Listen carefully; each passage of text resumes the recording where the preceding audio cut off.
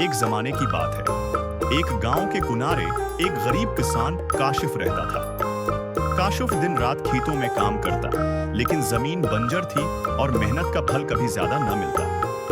वो अपनी बीवी और 2 बच्चों के साथ बड़ी मुश्किल से गुजर बसर करता।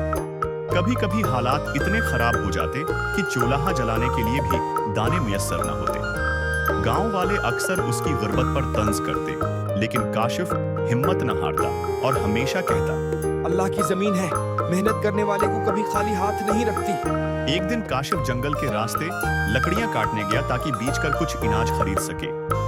जंगल की गहराई में उसे एक जख्मी बील मिला। बील का रंग बिल्कुल दूध जैसा सफेद था और आंखों में एक अजीब सी रोशनी चमक रही थी। काशिफ ने देखा कि बील के पांव में कांटा गड़ा हुआ है। उसने बगैर डरे बील के पांव से कांटा निकाल दिया और पट्टियां बांध दी। बील ने प्यार भरी नजरों से काशिफ को देखा और धीरे से बोला, ऐ नेक दिल कैसा, तुमने मेरी जान बचाई है।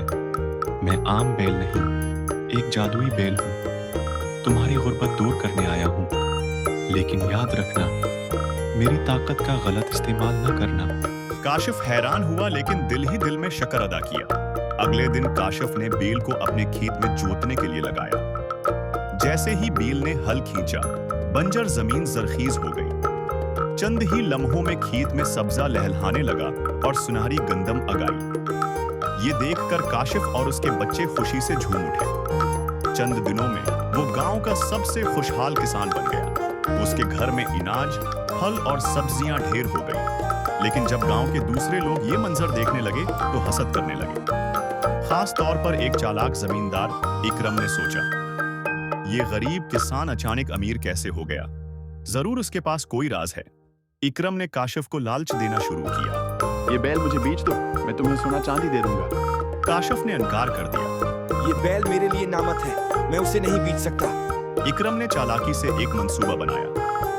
एक रात वो चुपके से बैल को चराने आया, लेकिन जैसे ही उसने बैल को रस्सी से बांधने की कोशिश की, बैल जोर से दौड़ा। जमीन हिलने लगी और इकरम के हाथ पैर मफलूज हो गए। वो खौफजदा होकर गिर पड़ा।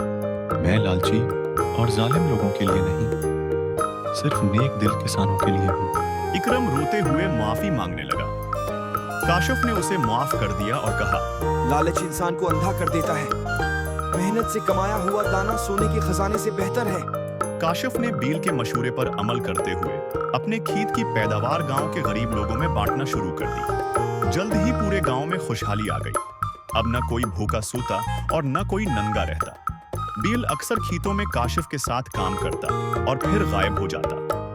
काशिफ हमेशा याद रखता कि असल खुशी दूसरों को देने में है, न कि अपने लिए खजाने जमा करने में।